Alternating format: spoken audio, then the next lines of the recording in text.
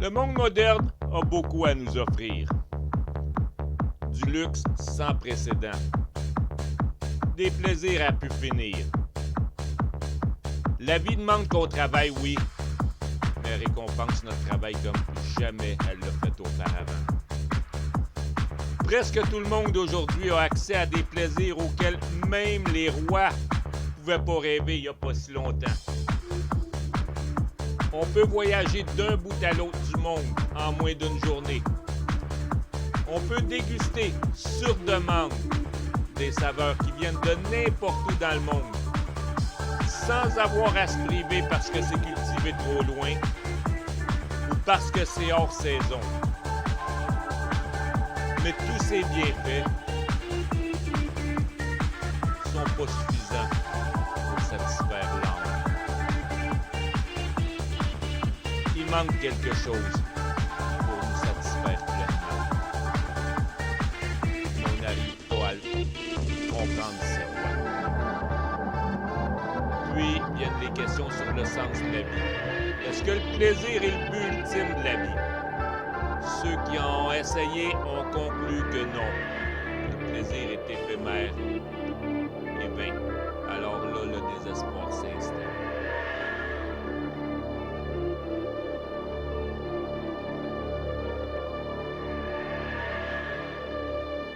Mais au milieu de tout ça, une lueur d'espoir apparaît. Mais c'est quoi exactement cette lueur?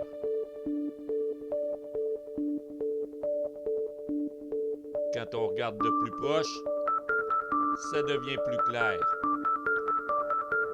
C'est Jésus qui se révèle comme mon sauveur. Mais il m'a sauvé de quoi au juste? Il m'a sauvé de la pénalité de mon péché. J'avais une sensation que je devais être sauvé de mon propre péché, mais je ne pouvais pas me sauver moi-même. La pénalité du péché est trop grande pour que je puisse la payer par moi-même.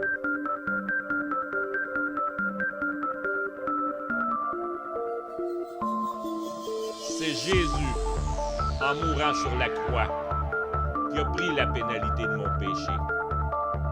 Il en a payé le prix, au complet. Son sacrifice a fait que j'ai plus rien à craindre devant Dieu. Mais, est-ce que ça veut dire que je peux m'asseoir et ne plus me préoccuper de rien? Après tout, ma place au paradis est maintenant garantie. Qu'est-ce que j'ai à faire de plus? Eh bien, à partir de maintenant, Dieu m'appelle à travailler pour son œuvre. Mais si le travail que je faisais auparavant me laissait insatisfait, qu'est-ce qu'il y en est maintenant? C'est le même travail. Qu'est-ce qui est différent? C'est quoi l'œuvre de Dieu au juste? Qu'est-ce qu'il m'appelle à faire? Et comment je peux accomplir ce qu'il me demande de faire? Qu'est-ce qui est différent? Je suis entouré d'âmes perdues. Des gens qui sont là où j'étais moi-même avant de croiser Jésus. Je comprends leur détresse parce que je l'ai vécu.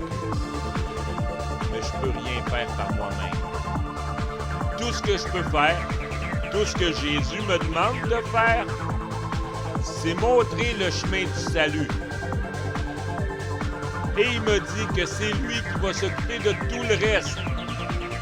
Moi, tout ce que j'ai à dire aux gens, c'est « Par là, messieurs, par là, mesdames. »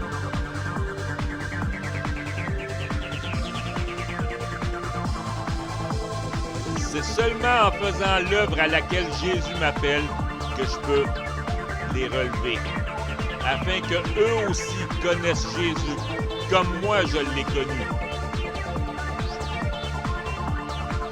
Afin que eux aussi connaissent le salut par la croix et qui acceptent le sacrifice que Jésus a fait pour eux par eux-mêmes, comme moi je l'ai fait.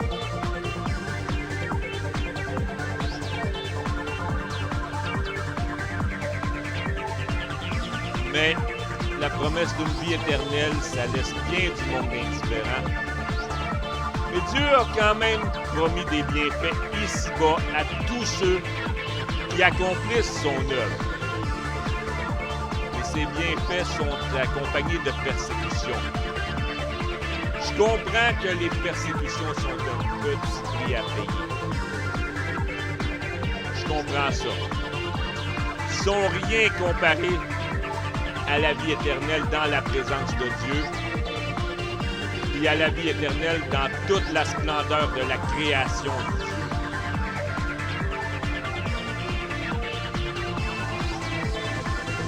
Alors voilà, au bout de plusieurs années de vie chrétienne, je contemple l'œuvre déjà accomplie. Je regarde le passé, je peux dire que le travail est bien fait. Mais Jésus m'appelle à en faire plus encore. Il n'a pas fini avec moi. Mon œuvre n'est pas complète encore.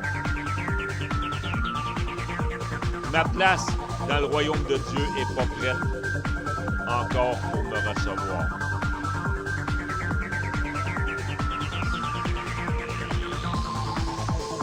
Mais la fin approche. En attendant, je peux me satisfaire de ce qui est déjà fait. Je peux considérer ce que je peux encore faire. Et je peux me préparer pour le jugement devant Dieu. Je sais que j'ai rien à craindre de ce jugement. Je sais que l'accès à l'éternité dans le royaume de Dieu est maintenant garanti pour moi. Mon nom est écrit dans le livre de vie. Ma place dans le royaume de Dieu est en préparation. Et elle sera donnée à personne d'autre. Et Dieu va m'appeler à ma place quand cette place-là sera prête. Patience. L'heure du jugement va éventuellement arriver.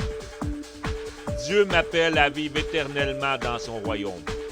Je ne sais pas encore de quoi a l'air ce royaume, mais je sais que j'ai une place de choix comme tous ceux qui ont fait le même choix que moi. Qu'est-ce qu'il y en est pour vous? Comment est-ce que vous allez répondre à l'invitation de Jésus?